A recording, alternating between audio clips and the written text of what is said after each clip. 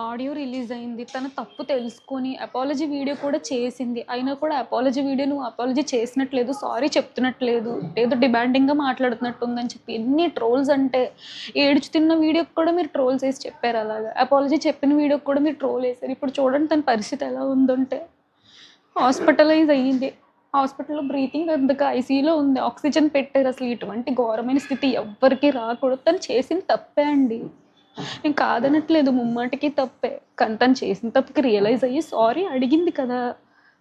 Accept చేయొచ్చు కదా! పెద్ద వీడియో చేసే స్థితిలో లేదు తను ఆ రోజు. అయినా కానీ సారీ అడిగి వీడియో చేసింది.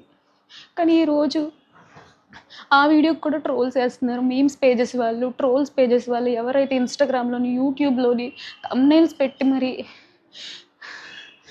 చెప్పలేనండి. మొన్నే మా ఇంట్లో మా డ్యాడీ చనిపోయారు. 3 నెలలు కూడా అవ్వలేదు ఆయన చనిపోయి. ఇంక ఈ బాధ తట్టుకునే ఓపిక, శక్తి కూడా మాకు లేదు. ఇంకో చావు మా ఇంట్లో జరగొద్దని నేను కోరుకుంటున్నాను.